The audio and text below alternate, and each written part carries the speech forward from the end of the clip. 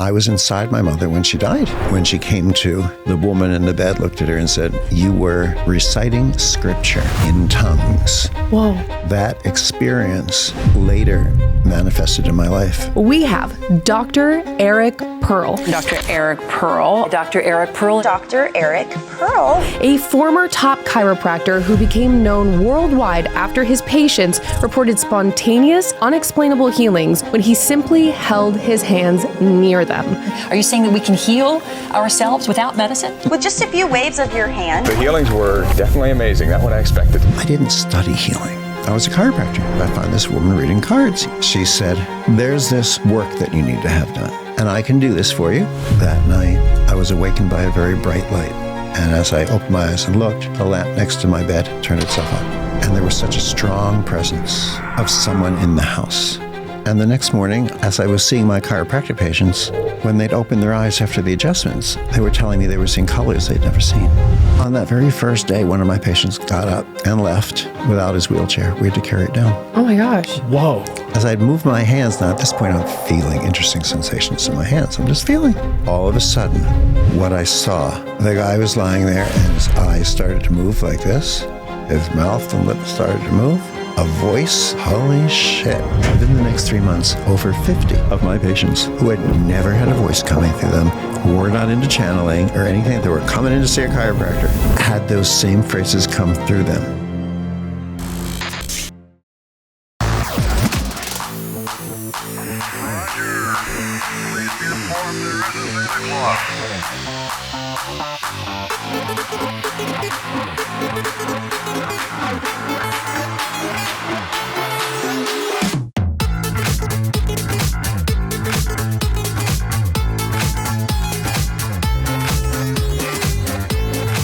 Welcome to the Acid for Squares podcast. I'm your host, Cody Blue. And I'm Tanya Dahl. And if you like what we're doing here at Acid for Squares, make sure to hit the subscribe button down below because a lot of you are not subscribed and it's a free thing you can do to support the show. On today's episode, we have Dr. Eric Pearl, a former top chiropractor who became known worldwide after his patients reported spontaneous, unexplainable healings when he simply held his hands near them. We are so lucky to have him in the studio today. We cannot wait to share you with our audience. So thank you so much for being here. Being on, the legend. Hey, I'm so honored to be here. I know people say that, but I mean it. Yes. Yeah, and we mean it too. We're absolutely honored. You are a true blue legend in the space of energy healing, and we would really love to just start off by having you tell your story. Big question. Because where does it begin? Well, doesn't it begin? It begins at birth. My mother was in the hospital on, I don't know what they had them lying down with on then. And while she was lying there on a table, she started hearing motor sounds, noises, loud. And I hope I'm telling this accurately because it's very accurate in the second chapter of the Reconnection. Now we're going by memory. But they started moving up from her feet. And she was trying to get the doctor's attention. And she couldn't understand why nobody noticed anything. And it started moving up towards her, into her pelvis and her navel. And she somehow knew that if it got to her heart, she would die. And she didn't want to die. She was giving birth to me, her first son. Mm. And at a certain point, it got to her heart. And the next thing she knew, she was leaving her body, sort of floating upward. And as she did that, she found she was passing through levels of beings, people who had died, disembodied souls, whatever the verbiage we try to be accurate with, but we can't find it. Mm-hmm. But she moved through the first level, and that was seemingly non-remarkable. Nice, pleasant, but that was it. She moved to the second. It was pleasant. It was nice. She got to the third one. And that was interesting because it was not comfortable. And that was the layer of people who had taken their own lives. Mm. Now, before we get too hung up on this, for those of us who may have known someone who's taken their own life, someone maybe even in our own family, she was pretty clear it wasn't a permanent place, that they're there for a period of time, and then they continue up in the progression. But she rose up through different levels, and suddenly she found herself at the very top. And at this point, she found herself sort of moving, drifting down a lane. Much later, when she heard stories of other people, this to her, she understood as the tunnel. Most people speak about moving through a tunnel. She was moving down a lane.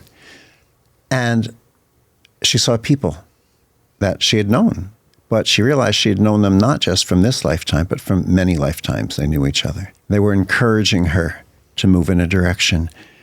As she was looking around, she was seeing flowers, beautiful, the most beautiful flowers of colors that she had just never seen. And as she would look at someone, as you look at each other, suddenly there was a communication, an understanding, a knowingness that was totally nonverbal. It was as if volumes of information were conveyed simply in a glance, an understanding. There was the recognition of love. There was the recognition she was being guided in a certain direction. And as she continued in that direction, she looked ahead and she saw a really, really, really bright light. I mean, it was so bright. And she moved closer and closer. And suddenly, when she arrived there, she realized it was a place where you get to, I think what a lot of people refer to in common parlance as a life review. Her life was laid out before her. And this part always fascinated me because it sounds contradictory if you listen to it. She knew it was a good life, and yet there was no judgment, right? Wow. How can you know something's good if there's no judgment? But that's because we view everything from the duality that we exist here in as Earth. You know, if the coin has a front, it has a back. It's not really the same thing. She knew it was a good life, and yet there was no judgment. And she was suddenly given the secrets of the universe. And for all the struggling she had done not to die, this was such a beautiful place. It was all she wanted to be. And in that realization, she found herself being brought back. She was coming back. She did not want to leave. And on the way back, all the secrets, pretty much all the secrets, the insights of the universe, they were leaving her. She knew she was programmed to forget them. The next thing, she found herself lying on a gurney, being wheeled back to her room. My father was walking alongside of her. She looked up and she said, "I now know the secrets of the universe. I'm going to tell you, and I want you to write them down. They're leaving." And she did, and he didn't. So let's just say that sort of gave a little flavor to our relationship lifelong. Whoa. But that was because of a very limited human perspective that had me feeling cheated out of the secrets of the universe. It took a while before I realized that we have to discover those secrets for ourselves. We are here to go through life a certain way, not knowing them. If we know them and change the whole course of this human experience, when she came to, the woman in the bed looked at her and said, "You were very lucky. You were reciting scripture in tongues." Whoa. Now, let me tell you two things my mother didn't know, scripture or tongues, okay? Oh my God. She wanted to find out what happened, and no one would tell her. But that was my birth experience. I was inside my mother when she died. Wow. And came back. There's an easy go-to here that a lot of people make. And they may be right. But they felt that experience is what later manifested in my life. Why the healings? Mm-hmm. Because I didn't study healing. I didn't take healing technique courses or even read about it. I mean, look, there's something interesting about, seeing someone move their hand and someone else has a healing, and we all enjoyed, Mr. Spock on Star Trek and all of that. But I was a chiropractor. I didn't know what I wanted to do with my life. Really, I did not. And, I went through college, changing my major, like every Thursday or something from disparate different directions. And then finally, I spoke to someone who was what you'd refer to as closer to the original style chiropractic, principled, philosophic, and explained how, we think, if I say to you, where's your brain? Tell me, show me where your brain is. Here. Okay, now, see where you pointed, right? Here. Now show me, where does your brain stop? It's your nervous system, right? So it goes either all the way down to the bottom of your spine, but maybe to your feet. Maybe it's everything. See? Well, there's a second brain in your gut. That's what I'm saying. So Yeah. The heart has And if you speak to some women, men have their own brain, another one. But the point is, we think it's here, the brain. But the brain changes shape. Here it becomes the brain stem. Changes shape again, becomes the spinal cord. Branch out roots between the vertebra, and it moves around. Every non-moving cell in your body has about 12 tiny, tiny, tiny nerve fiber attachments, finer than a human hair. Every cell? Every non-moving cell. Wow. It's not in your blood cells, or everything would kind of get twisted up. Yeah, there. right. And that's an communication that takes place. It moves through the spinal cord and then out through the nerve roots and the nerves. So when a vertebra in the spine moves a little bit out of position, it can create something that interferes with the nerve communication. They used to think it pinched the nerve. Now they say it changes the polarity. It really doesn't matter. For some reason or other, everything doesn't communicate. The cells in our body are designed, they all have given lifespans. Your skin cells are new every 30 days. Your liver cells every 6 weeks. All of us have these different time frames. But when something is out of position, the brain-body communication is interfered with. And so when that time schedule comes up, the new cells that come to replace the old cells are less than 100%. Some of the research say they function at about 40%. So let's say, for instance, the cells going to your liver start replacing themselves at 40%. Your liver is there to detoxify the body. Now it's sending, 40% of completed work to the kidneys. So your kidneys have to work harder to handle that. They can't handle all the toxins that way, so they shoot it out in your bloodstream. Your blood doesn't know what to do with it, so it comes out in your skin. All of a sudden, you're at a dermatologist because you've got horrible acne. And what does the dermatologist give you? Antibiotics, which further stress your liver, and the cycle continues. What chiropractic does, and I know this from personal experience, by removing the interference, new healthy cells replace the old ones. The organ systems build back up. And the symptoms, which is the only thing that tells us something wrong, disappear. When I first went to chiropractic college, in the freshman class, we were told we were supposed to go down so the graduating class could practice on us. Wasn't like surgery, and we had to go down there and take off our shirt, and they would palpate the spine and see where to adjust. And I spoke to the dean there, an old country-style woman, and I told her the truth. I said, look, I have cystic boil-like acne all over my body. I do not want to go down and take my shirt off. I was, 22 or so, and it just felt uncomfortably revealing. Didn't matter. You have to go down and do it. Okay.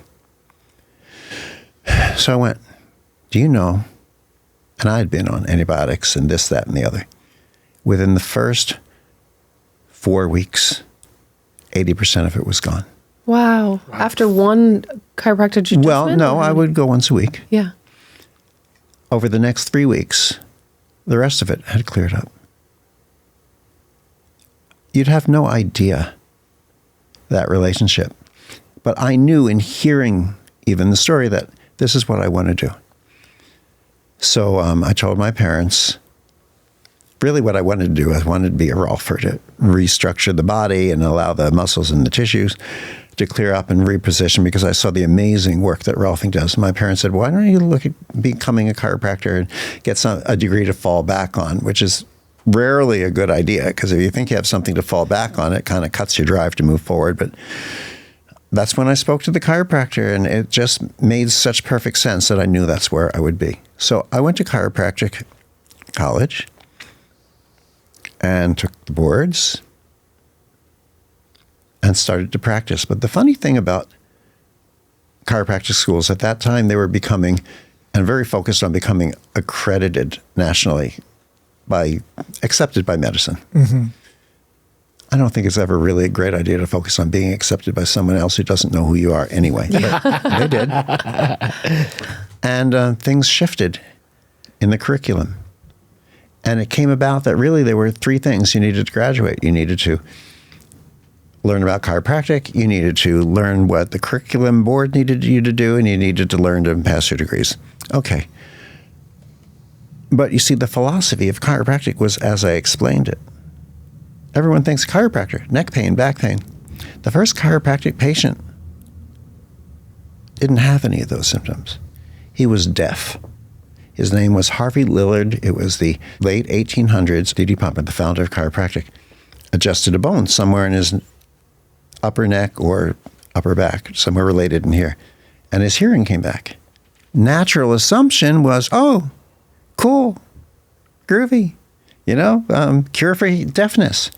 He put out word all over the country. Americans, Canadians, everyone's coming up in covered wagons and things to him, and he's popping them on the ground and popping their necks and moving their this. And, well, as one of my favorite old-fashioned chiropractors would say, some of them were regaining their hearing, their hearing, some of them were losing their hearing. I mean, not really. But the point is that it simply gets things out of the way. And people were having amazing healings, but they started having healings from other things, such as the example I just gave you. This is the philosophy of chiropractic, but the schools trying to be medical were teaching you how to handle symptoms and use ultrasound and get rid of pain and what to do if you have an injury for this, that, and the other. So it became very treatment-oriented instead of the holism that founded the original chiropractic. It's sort of hard to find that today. Anyhow, somewhere along the lines, I went to a gathering to listen to hear some chiropractors talk. And these were the old-style chiropractors who suddenly reignited in me the reason that I went to school in the first place. Went back to my office, took all my physical therapy equipment, put it away in a room, and started talking chiropractic with my patients. I had realized I was having a lot of difficulty with my staff in the chiropractic office. And so I did what any practice management course would tell you at the time to do, but believe me, you have not done. You have not lived until you've done this. I let everyone go at once. Everyone. So I was answering the phones, making the appointments, filling out the insurance forms, addressing and stamping the envelope, taking down the post office. This lasted for probably an hour. So I realized I had to hire someone. I had a friend who was an HR person, so we arranged, put out word, needed someone to run centrally the office. In came the physical incarnation of Fran Drescher's character, the nanny. Oh, yeah. Right. And everyone there helping me choose huddled together and quickly said, whatever you do, do not hire this one. And I had to have her. Don't ask me why. I just had to have her. One day, not long into it, she said, you need a day off, Dr. Pearl. Let's go to the beach for a day, which meant she wanted to go to the beach and didn't want to pay for the gas. But we went to the beach. We're lying there, and she walks away, and she comes back. She says, I found this woman reading cards. You need to have your cards read. I went down, and she said, we have $10 readings and $20 readings. And so I said, we'll do a $10 reading, which was exactly what I got, a $10 reading. I don't remember much of any of it. She said, there's this work that you need to have done. You see, there are these lines, grid lines on your body that continue off and meet with the lines that encircle the planet and the globe. And then they continue out to the stars, the planets, and the spaces in between. And I can do this for you. It's done in 2 sessions, and it's only $333. Mm-hmm. Now, if $333 sounds like you should think about it now, in 1993, it was about 3 times that. Mm-hmm. Wow. Okay? Don't you love when they use the And Matching so I numbers. said, yeah. So I said, thank you very much. And finished the reading and figured I'd go home. But I just kept thinking about it. And I finally called the woman and said, okay, we'll do the work. She told me to close my eyes. And she began taking her fingertips and sort of tracing little patterns over my face and my body. And I was lying there thinking to myself, I cannot believe I just gave this woman $333 to draw lines on my body with her fingertips. I've been But had. she continued. And at the end of it, she said, now, sit up slowly, slide to the edge of the table, open your eyes, walk around, stamp your feet a little bit to get back in your body. And I'm going to myself, I don't know what you think went on here, lady, but I clearly missed it. I thanked her very much politely. I didn't say that. And I drove home knowing the only next thing I was going to do was probably equally foolish. I had to return in 2 days for part 2. It was included in the $333. I was going to have it. You already spent the money. I did. So I went back for day 2. This time, same thing, lie down, take her fingertips, trace these bodies, but it was different. It was different. It was an oppressively hot August day, Venice Beach, California, in a small 1-bedroom apartment, which was not air conditioned. Okay? And as I'm lying there and she's doing this, my body wants to move. It wants to pop a little. And by the end of the session, I was so cold that my teeth were chattering. She had to cover me in a blanket. I thanked her. I left. I don't remember driving home, getting home. That night, about an hour after I'd fallen asleep, I was awakened by a very bright light. I was annoyed by this light. It wasn't like I was feeling like I was welcoming in something spiritual. It felt like someone had walked in my room and flipped the light switch on, not paying any attention to whether I was asleep, except there was no one in my house. And as I opened my eyes and looked, the lamp next to my bed turned itself on. Oh. It woke me up. And there was such a strong presence of someone in the house. This is not something I normally experience. There was such a strong presence that someone was in the house that I actually sat up and went and got up to get the largest knife I could find in case. I was going to walk cautiously through the house with my Doberman Pinscher, who chose only this time to walk behind me, pushing from the knees. Not reassuring. Anyway, after 15, 20 minutes, I realized I could look all night. No one was there. And I thought, I'll go back to bed. If they let me wake up in the morning, they'll let me wake up. So I went back to bed. And the next morning, I went into my office.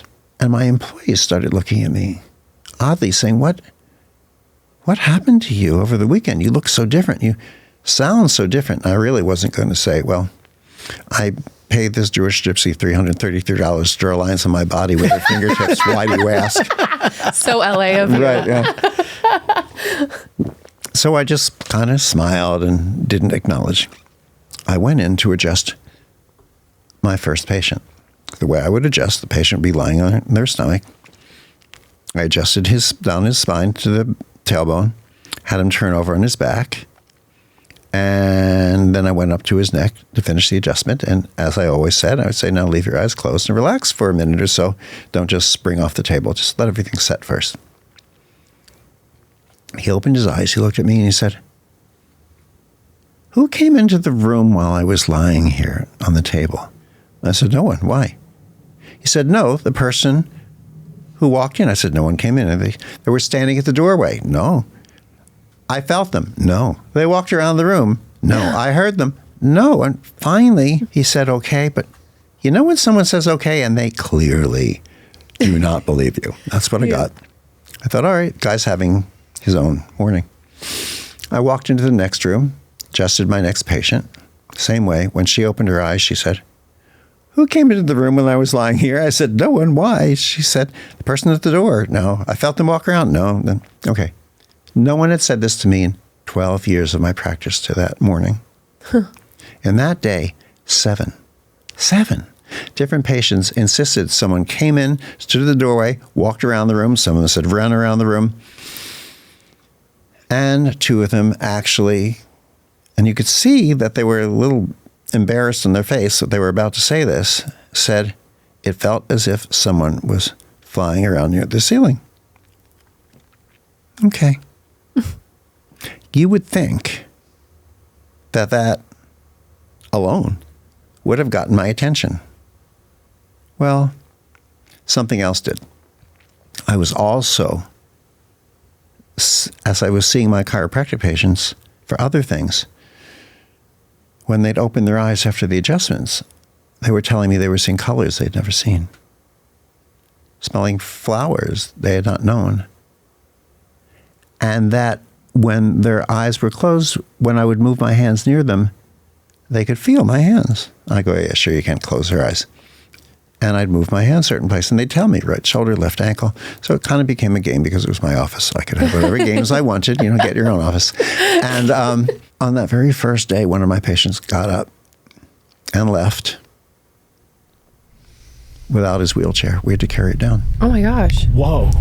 This episode is proudly sponsored by 4 Visions. Finally, there's a company that is ethically aligned with what we believe in. They sell shamanic and ritual tools. Coming from the earth, healing your body, allowing you to move through uncomfortable feelings. And most importantly, they are healthily and ethically sourced directly from indigenous communities. With a lineage of medicine makers. That is why we love 4 Visions. They give over $15,000 back to indigenous initiatives a month. Since the beginning of their company, they have given over $1 million back to these indigenous communities. If you have not worked with Hapay, Hapay is one of the main medicines that we work with. They sell, one of my personal favorites is their Bobansana. It is a heart medicine. They have many other shamanic tools and ally plants like Sananga, which is known as shamanic eye drops. They have their Himalayan Shilajit, which is something you can use for recovery and optimization. Go to 4visions.com and use the promo code ACID4SQUARES for 15% off your purchase. Today's episode of Acid for Squares is brought to you by Oromaya, creators of ancient frequency tools of the future. For all of you that watch this program, you know that ceremony, ritual, and direct spiritual experience is at the heart of this show. That's why we are partnering with Oromaya. They create ritual and ceremonial tools with modern science in mind. What if ancient civilizations understood crystal technology in ways we are only beginning to rediscover? Nikola Tesla once said, if you want to understand the secrets of the universe, think in terms of energy, frequency, and vibration. And that is exactly what Oromaya does. They create ritual devices and technologies that you can wear. And metal alchemy elixirs using gold, silver, and copper. Rooted in both ancient wisdom and modern frequency research, these tools are designed to support meditation, spiritual growth, and expanded states of awareness. Go to their website, oromaya.com.au, and use our promo code ACID4SQUARES for a 10% discount. Oromaya, creators of ancient frequency tools of the future. Sometimes the closer you get to something, to a point, the more you start to recognize it. And I found now that as I was about to place my hands on a patient and make a physical adjustment, I took a moment. I rested my hands on them. I took a moment and just took a breath with their breath, the timing of their breath. Even my body would almost move up and down with their breath just for a quick moment. And in my head, I heard, reconnecting humanity, the physical, with humanity, the spiritual. And I let go and did the adjustment. Healings started coming about phenomenally differently. During that week, I was getting calls from the parents of some of my younger patients who had cerebral palsy or epilepsy, and they were able to walk and run and play, and they weren't having seizures and didn't need their medications. Not every single one of them, but a significant amount were having significant healings. And people started saying, what did you do? And I said, nothing, and don't tell anyone. Well, we all know how big that went over. So soon people started calling to ask about it and to make appointments, and I had no idea what it was. And then they wanted to learn. I said, I'm standing there waving my hands in the air looking like a fool. You go outside and do it. Tell me what your neighbors say about you. How am I going to teach you how to do that? I finally did go to some people's homes in the Beverly Hills areas who had people over to share talking about it, because that's all I knew. Eventually, there was a place, I don't know if it's still here, the Learning Annex. Is it still around? It's an adult learning thing. That sounds familiar. But There were like 4 of them in California and 1 in New York. So they asked me to present. I was not the greatest presenter. When I would be on panels with dentists and medical doctors and things, even with my own notes, I would not know where to go. I'd get nervous. I wouldn't know where to go. But I agreed. I made notes. I made more notes. I made more notes. I revised the notes while I was driving there on that day to give the course. I walked into the room, my notes, a massage table to demonstrate on. I looked at everyone and I went, I knew these notes weren't going to do anything. I just threw them away. I said, what we're going to do is I'm going to share a story with you. And I shared this story. I'm going to allow you to feel this in your hands. And so as I held my hands near them, they described what they were feeling, and the involuntary movements were going on and such. And I said, now one of us is going to lie down on the table. One of you is going to take that feeling and just move with it. Just the feeling. Get rid of the whole concept of you're sending healing and you're putting it here and you're not doing. Just be with the feeling. And the people in the body would, on the table, their bodies would respond. And then the next, and then next, and then next. So let's just say by the end of that day, I released 25 new healers onto an unsuspecting planet. How significant was that? Well, I had a very large chiropractic practice. That was the time when I actually, the front desk couldn't handle the calls. So I had to buy my very first computer. 1993, not everyone was really highly computerized. No, not at all. And word got out. Research studies started happening on Reconnective Healing. And they were finding a lot of interesting data. Finally, I decided I had to give it a name. So the story is, how did it get a name? Because it has no name. And what was frustrating about it was that people started giving it different names. And I really didn't understand all this clearly. Jillian, my life partner, really brought so much understanding into this with us. That's why I love when, as she teaches with us. But is she a chiropractor also? No, she's not.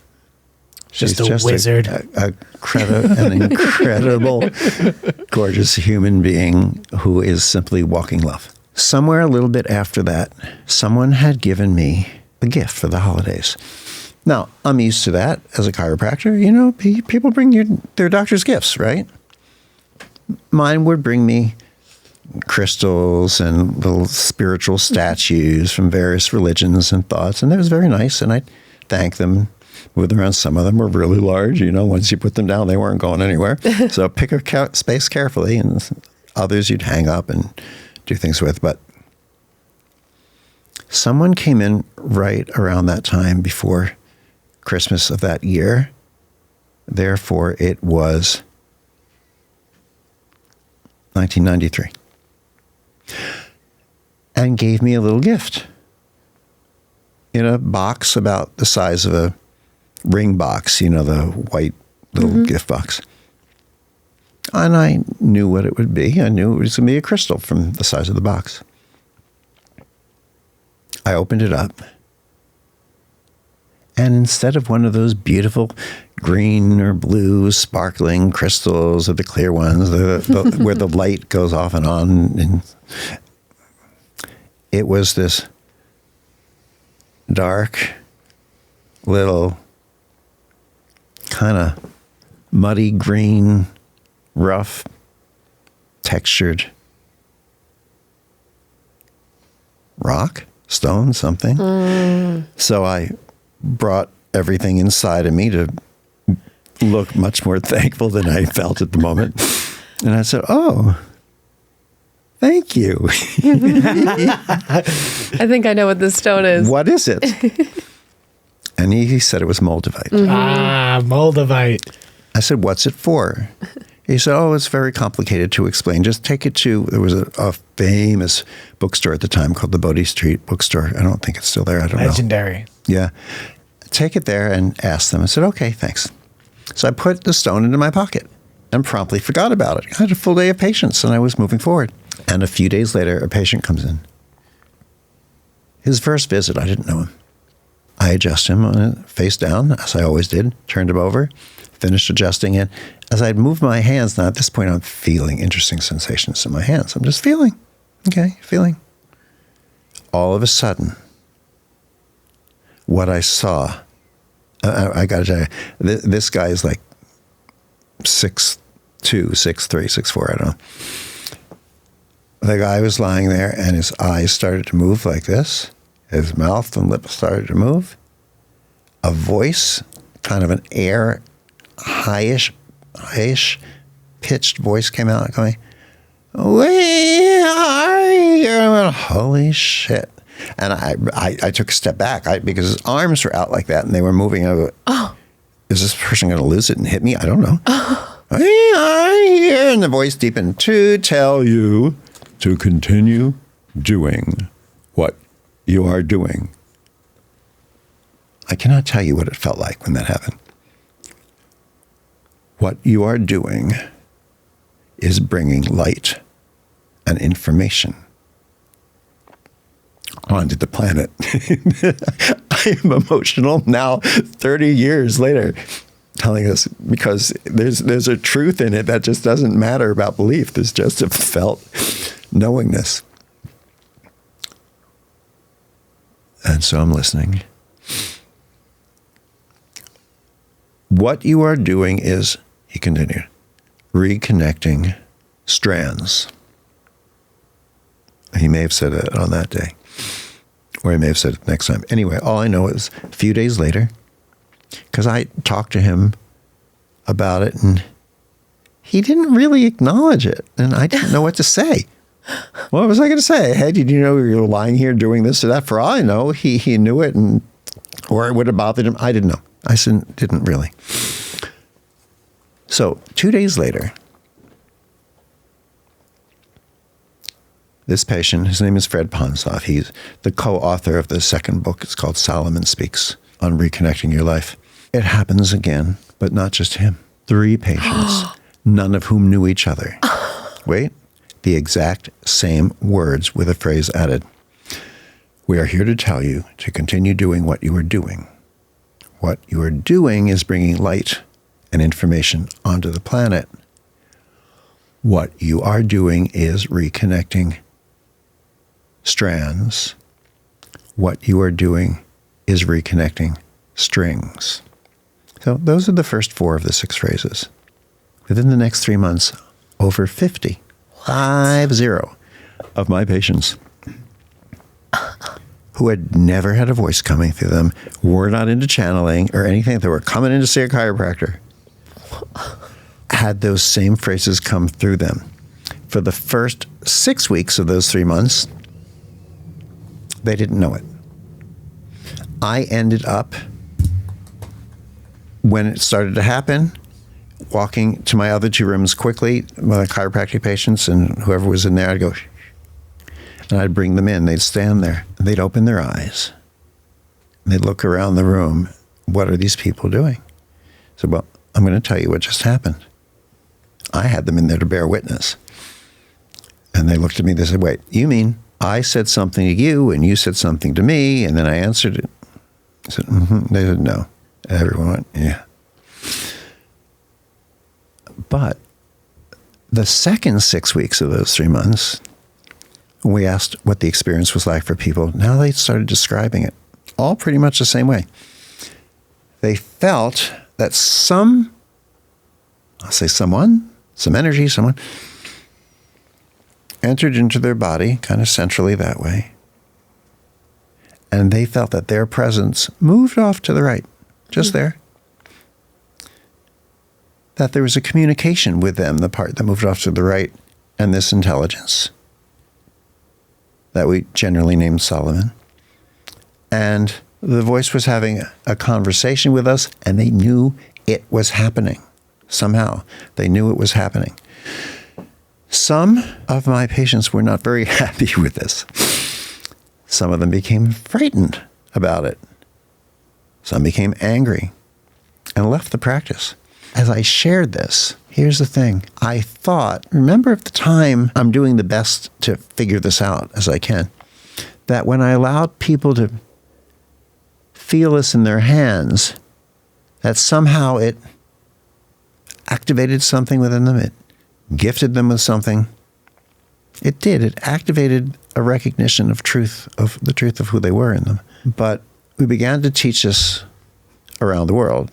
TV shows, scientific research, this, that, and the other. And we've trained 150,000 people easily in countries all around the globe. And then people facilitate the healings as they choose, because we've had a lot of training that says, techniques, you need to do this to make it better. You need to do that to do the other thing. You need to move your hands in a clockwise circle. Don't move it counterclockwise, Or, of course, they're not thinking, what if you're on an airplane doing a healing with someone, you cross the equator? Do you go back counterclockwise? Or they'll be lying in bed themselves. They'll be moving their hands in a clockwise circle. I said, okay, so if you're watching a person over you moving their hands clockwise, and then you're doing it clockwise, and you're seeing it that way, one of you isn't going clockwise. And they said, I don't get it. So then I told everyone, I'll show you. Well, this is the way I would begin some of the teachings. Take your finger, point up to the ceiling. Way up, just point. Now, I want you to draw clockwise circles on it. Just keep moving clockwise and watching. Good. Now bring your hand down to the level of your forehead. Clockwise circles. Level of your nose. Keep going clockwise. Chin level. Down to your navel. Look down at your fingertip. What direction is your finger moving in? Oh. It's counterclockwise. Yeah. How did that happen? Yeah. It didn't happen.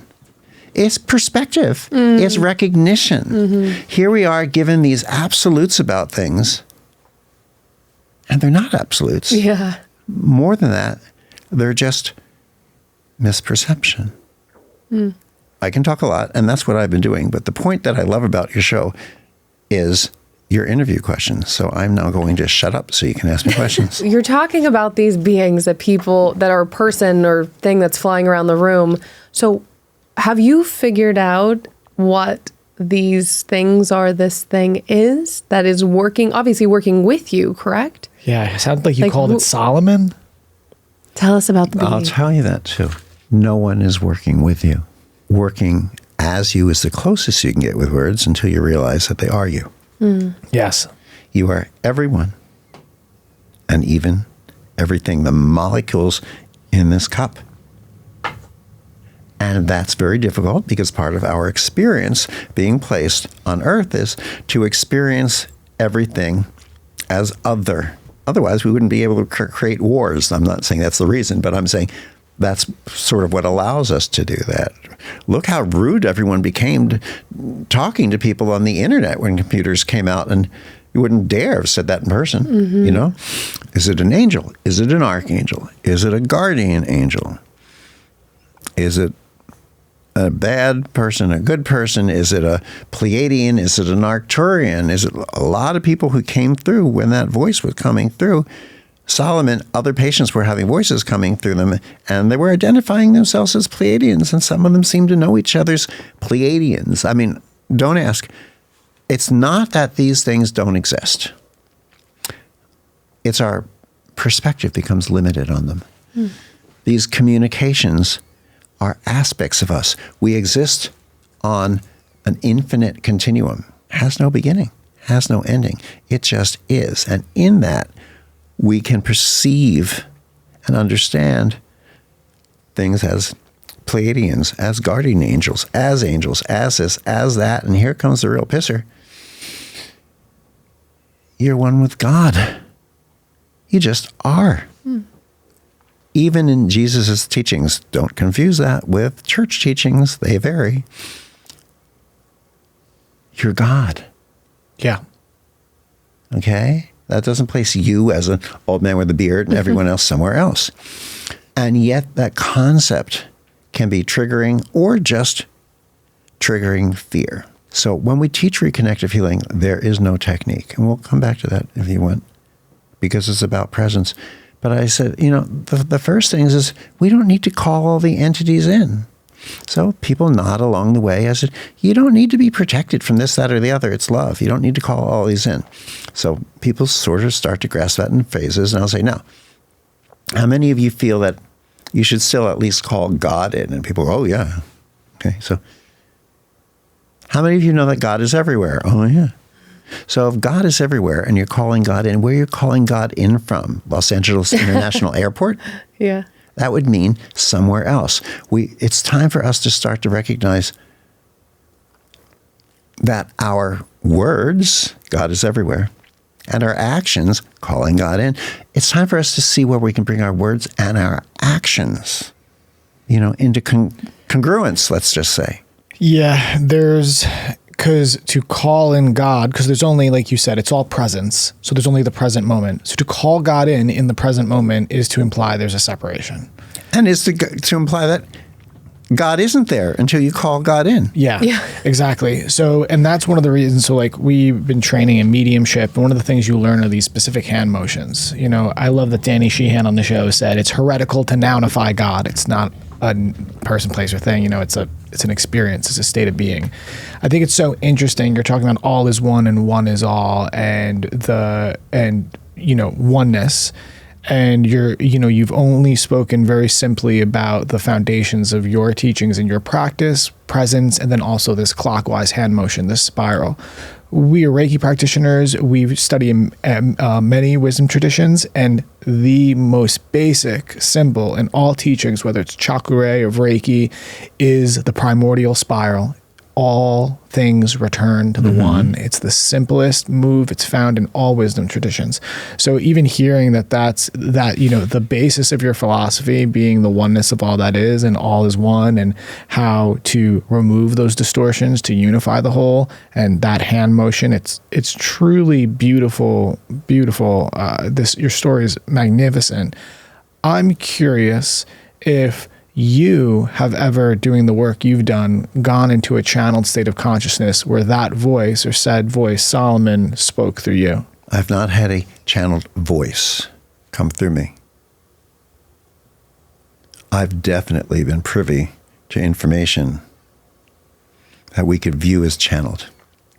Channeling is still an interesting word, because channeling we think of like a straw. When you take a drink through a straw, it passes through unchanged.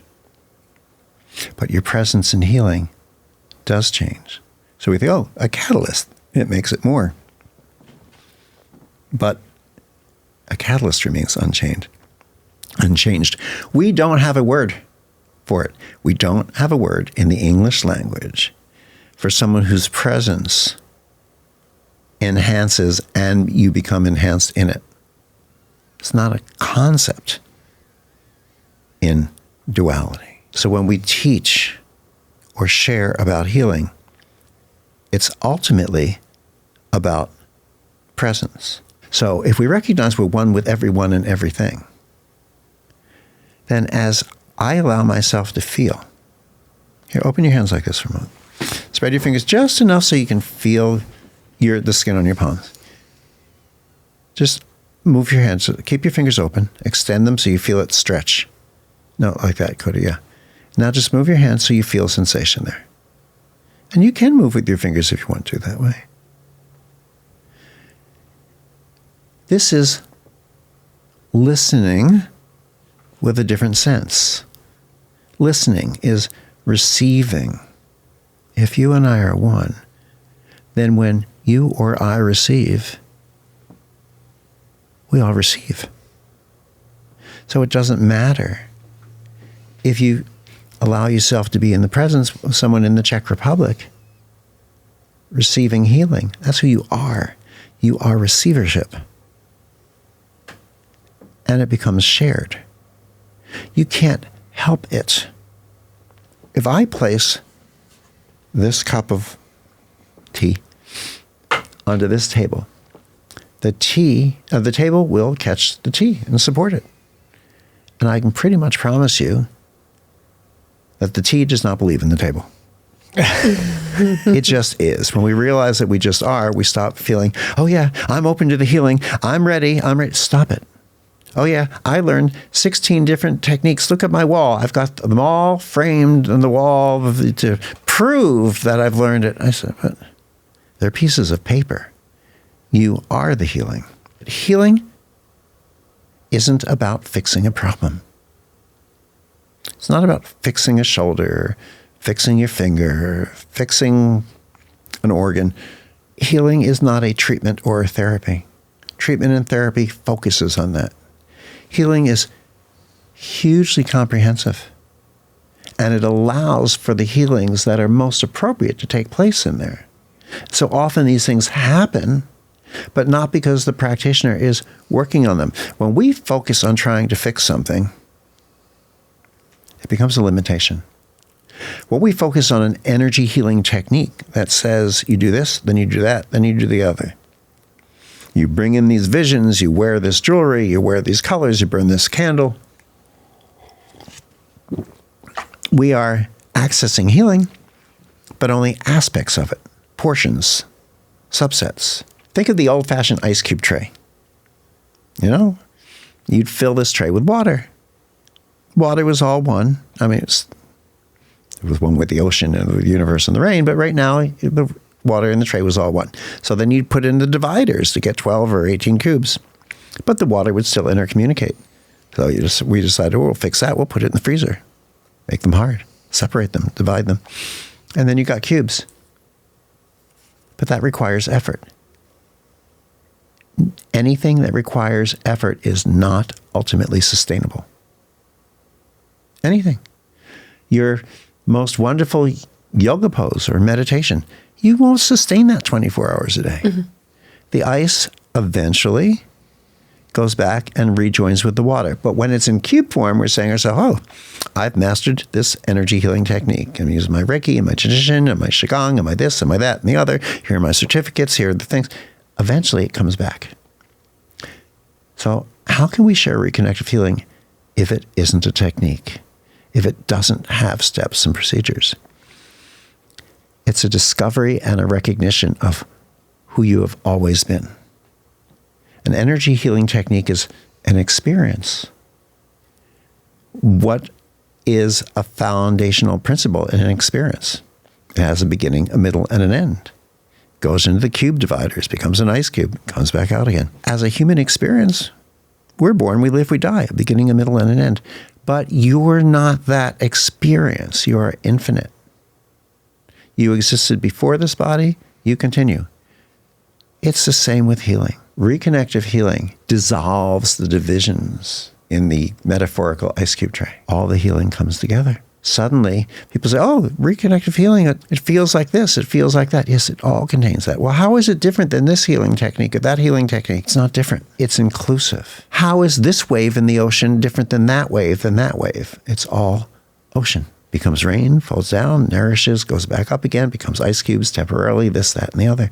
Exploring techniques is fine. It's like exploring facets on a diamond. They're wonderful. But when we learn to receive and recognize and stand in our beingness, our oneness, suddenly we get the gifts of all the healing techniques, even the ones that haven't been discovered or created yet. Doesn't really matter. Studied them, didn't study them. Reconnective healing is not an energy healing technique. Sounds like one, like Reiki healing and this healing and that healing. It's the dissolving of the division. It's the reconnection of healing itself. And since we realize that you are love, you are peace, you are joy, you are happiness, you are oneness, then it's the reconnection of everyone and everything. You can't help but receive healing in this process. You can't help but receive healing in this experience in returning to the fullness, because when we're looking for healing, there's something we're not looking at. It doesn't mean it's not there any more than when you open your curtains in the morning and you see the trees and the grass and the flowers, you don't go, oh, where did that come from? As if someone from Venus dropped it off when you were asleep. It's just recognizing who and what you are. So you are saying that, so when you're like teaching your courses and stuff like that, basically you're removing like the blockages and the boundaries that people are putting up in order to have full presence. And in that full presence, they are able to help shift someone. I would love to say yes, the way you phrase it, but here's the thing. In facilitating and sharing healing, yes, you're right. In teaching the courses, all of these things are falling away from the people. I'm not doing it. I'm not walking over, go, oh, here's a boundary. Let me get rid of that for you. Let me find a way to explain it to you. Because healing doesn't take place in the mind. The limited thinking, human, educated mind gets trapped in thinking of what we want. It gets confused in thinking that what we think we want is what we want. How many times in your life have you worked hard to get something? You really wanted it, whether you were a kid, teenager, an adult, and you finally got it because you wanted it. And then you went, did I really want this? Our thinking mind becomes the limitation. There is a felt knowingness, a felt beingness. But felt is important. If our chairs were closer, I'd let you feel this in your hands with me, and you'd start to see the response. But when we stop trying to send the healing, we suddenly are one as the healing. When we take the dividers out of the ice cube tray and let the ice return to water, ocean, rain, sky, we are that. But what's a little difficult with that is that the ego has difficulty finding something to take credit for. Not that ego is a bad thing. It's a wonderful thing to learn from and balance. But that's what it wants. And it plays with us in many different ways. If I'm facilitating a distance session for someone in another part of the planet, I'm home. I'm present. I know the person's name. That's all I need to know. We have a family across the street with some young girls. Their parents work or might be out of the house. Doorbell rings. I need to know that they're okay. Their parents kind of contact us, so I may walk down. Or it's a delivery. Thank you very much. Take it and leave. The girls may have a question, so I'll talk to them for a moment. And then I might find myself involved with answering their question. And then finish, then I go, oh my God, I was in the middle of a session and I left it. I didn't. The only part that left it was the personality. The knowingness is right there. And you see the results. This is part of our healing, to recognize that we are not the personality, not the ego, not the part that takes credit. Because once you start taking credit for the healings, just wait until you don't see one. If you start feeling responsible for the healings and you don't see one, you start feeling really crappy for the healing. That didn't seem to happen. You blame yourself. And let's just, for those of us who made it and survived the 1960s, let's just say the high is not worth the crash. Okay? You discover that you are healing itself. And in that recognition, you let go of everything. When I was facilitating these healings in the beginning, I knew nothing. But then I learned about different healing techniques and approaches, and people were coming in, as I told you. Statues and candles and do this and don't do that and post this here and put that there and visualize this archangel and that one and this should be standing here and this should be standing there and here's some alcohol to spray yourself off with if you get someone's negative energy on you, all these things. And all the things I'm doing to help from people who are coming from heart and integrity in healing. I'm watching the healings are slowly going down. I'm thinking, what is wrong? And one day I said to myself, I know inside that this is my life purpose, my life mission. I will never know if this is real if I keep trying to prop it up with something artificial. So I let go of the bowls of salt water, shaking the negative energy into, and the crystals and the statues, I let them all go. And I said, I'm going to allow the healing to happen. Just allow the healing to happen as it happens. Allow it to stand or fall on its own. That's the only way I will ever know. There was a moment when there was a dip, long dips of not seeing things happen in results of healings for a couple hours a day, a couple days in a row, and people were flying out from around the world. I'm going, this can't happen. Because that's my ego again going, this can't happen. This person's counting me for this. I need to deliver it. And I was frustrated. I was sad. I went to talk to the voice of Solomon. And I said, I'm pissed. Things aren't happening. I said, and if I can't find how they will happen, I felt I was such an important big shot. I refuse to do these healings anymore, So instead of being struck by lightning, the voice came through and said, and I wanted an understanding. And I said, I want an understanding of this. I got 3 words. Receive, don't send. Or it was the other way around. Don't send, receive. I got 3 words. Well, but da-da-da-da-da-da. Don't send, receive. Da-da-da. Don't send, receive. I'm so pissed off. My thinking mind was not making sense of this. Mm-hmm. But I went into my office the next day after that. And a woman came in who had received a healing before. She had Crohn's disease. She had to map out her day with the availability of restrooms. She had had 1 healing session, and the Crohn's had gone away for a while. And had come back. And I said to her at the time, I think 1, 2, or 3 sessions might be nice. Just have that. Helps. Just have that. There's something seems to be special about the 3rd session. So I normally suggest that, but the only one who knows is you. So I said, you just listen to your inner voice. Something inside of you said, this is plenty, fine. Something inside of you goes, yep, I'm really ready now for that 2nd or 3rd session. Then that's the voice to listen to at that time. Doesn't matter if it's 2 days or 2 months. Anyway, she'd come back in, her Crohn's had acted up. She came in, she was lying down on the massage table. My ego had difficulty facing her because of this whole thing I've been going through in the discussion with Solomon. My personality was just feeling so awful. I felt I was only armed with don't send, receive. What the hell does that mean? I couldn't even stand by the end of the table where her head was in case she'd open her eyes and look at me. I went to her feet. I just let my hands just sort of be there. I let myself feel. And I said to myself, okay, don't send, receive. Don't send, receive. All right, so I'm receiving. Where am I receiving from? I guess I'm receiving from, because I'm still looking duality. It has to come from somewhere, Receiving from the heavens, receiving from the earth, receiving. And and I look up and I see her eyes are starting to move and her fingers are moving and her body moves. She had a 2nd session after that. Our Crohn's were gone as far as I know to this day. We had spoken, 5 years, 8 years later a few times. No. It's all part of a gift. She was part of the gift. She chose not to do that because of a higher orchestration. The point is there is a course that we choose, a path we're on, but within the path comes choices within. And she made a choice to suspend, to leave, to come back, which brought me this amazing understanding and insight, which allows me to share it here.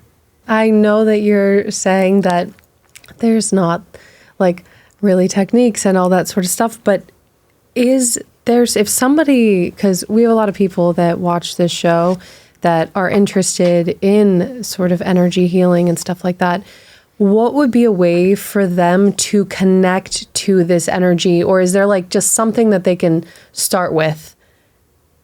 How to is a natural craving of the human mind. And I'm not saying don't follow some how-tos. There are progressive paths. Do this, do that, follow this technique. Progressive paths can take weeks, months, years, decades, but the path returns you to here. There's a direct path where you're here. There's a pathless pathway. You don't even walk and wonder. But that's a difficult concept, especially in the beginning when we just simply don't know what to do because we're still focused on doing something. We're not yet always ready to accept that it's the being and the beingness and the presence. That's what does. I used to, when I would teach, say to people, so you want to do this technique and move your hands this way and do that. My teaching style needed to grow as I did. What I say now is, it's all right if you want to practice those techniques, practice them. How many of you found that you've been doing technique X or Y or Z and later that day or that night you realize, oh, I forgot to do this step. I forgot to do that step. And the hands go up and you're smiling, so it's happened to you, right? Mm-hmm. Forgot to do the step. Great. I'm going to tell you, as that increases, because it does increase, you didn't forget. You remembered. You remembered who you are. And who you are does not require you to do anything any special way. And as we remember who we are, we start recognizing on some level doing this or doing that or doing that is superfluous. And at the moment we are ready to recognize ourselves, even before our mind does, we start recognizing and slowly discarding that which isn't us. Healing doesn't take place in the mind. There is no such thing as mind-body healing. It's a lovely term. Can we focus on people's symptoms and work with them to heal a certain way? Sure. Can we get some results? Sure. Can we call people together to do group healings? Sure. But as we call more people in, what are we saying? Maybe alone, I'm not so secure that I'm enough. Yeah. So it's always 100%. All a person can receive is 100%. So you have 10 people, then they're not getting 1,000%, so everyone's giving them 10%. But holographically, 10 people giving 10% only lets the person have 10%. Walk away. Step into your presence. Allow the healing to stand or fall on its own. People receive the fullness, which isn't even limited by the term 100%, because it's immeasurably infinite, as you. I don't even know where to begin, but I've been meditating for about 15 years, and when I would learn different techniques, what I would find would happen is that my brain or my ego or my mind would jump from one technique to the next, and I couldn't actually drop in the more I learned. I almost had to then like unlearn techniques. And now I'm at a point where I meditate, I just sit and I just put my awareness, my breath, and I move into it, or the healing itself, like Reiki as an example, you call in the Reiki masters and you do this and you do that and you say this and you say that. But it keeps me in my head when I would do it that way. And I keep going, oh, I have to do this. Oh, you forgot to do this. You forgot to do this. And I don't, instead of going to the present moment. And then over time, the practice became like, I guess I would just scan my hands and my mantra is you go with energy is, so if I feel more energy there, I go there. And the more I feel, the more the feeling grows.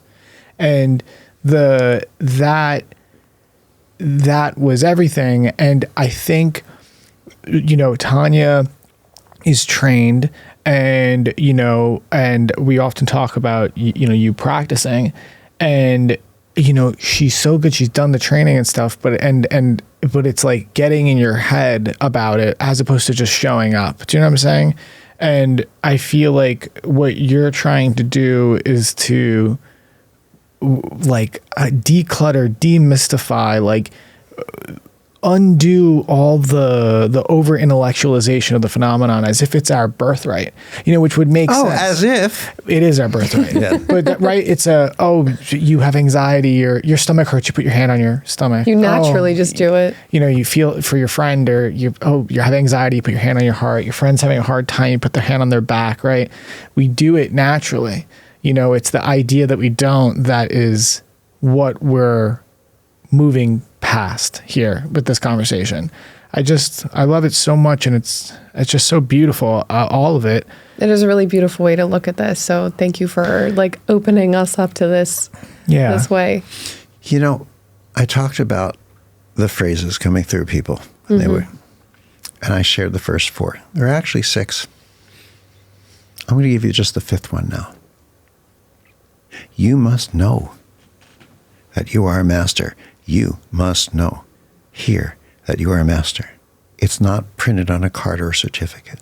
A true master does not have a card that says, I am a grand master teacher of blah, blah, blah, blah, blah. That is the ego talking now in print. It's a knowingness of your presence. Throw away the cards and the certificates when you're ready. Who are you proving yourself to? It's only your felt recognition that matters. And in that, you will discover healings far beyond anything that happens in the steps. Steps only bring you closer. Step halfway again, step halfway again, but you're only stepping halfway. At a certain point, you let go of the technique and you arrive. And where do you arrive? Where you already are and always have been and will be. Ever presence. You are the healer. You are the mastery of healing. So is everyone. I believe our responsibility is to shine that light. You can't teach it in words. Words are form. They tell you the texture of something, the temperature, the movement, but healing is formless. Hear the first 5 phrases again. We are here to tell you to continue doing what you are doing. I'm talking to you too. This is an amazing gift. I wasn't sure about doing this show until I turned on just a little bit. It's an amazing gift. We're here to tell you to continue doing what you are doing. What you are doing is bringing light and information. I know. Onto the planet. What you're doing is reconnecting strands. What you are doing is reconnecting strings. And now, you must know that you are a master. So, I'll leave that as a cliffhanger for our next interview, and we'll talk about the 6th phrase. God bless you, brother. God bless you. Thank you. Thank you. Oh, God. You want... Jesus. You want to tell everyone how they can find you? Please. Sure. Go to reconnectivehealing.com. It's probably the best way. Reconnectivehealing.com. Eric, I want to say thank you so much. So beautiful, and the teaching is so clean. Our friend John Bonney is the one that told us about you, and we're so grateful for him to bring you into our lives and your teachings too. Yeah, you're brilliant, and it's so pure, everything you're saying, and it's so true. And the deconstruction of energy healing and the remembrance of it as our birthright is so important. This is our birthright, and it's for everyone. Right. And everyone. Mm-hmm. Everyone. The people we like, the people we don't like, the people we can't stand who call the police to tell us our music's too loud on a Friday night at 7 p.m., and the people that we know that we love. But the truth is, you love everyone because everyone is love. We don't have to like everyone, but we're love. And that's in that recognition, everything changes. The Reconnective Healing experience unveils this for you. So really, what's being reconnected? You're reconnecting with your essence, the truth of who you are, that we're one, which is why when you started crying, I started crying.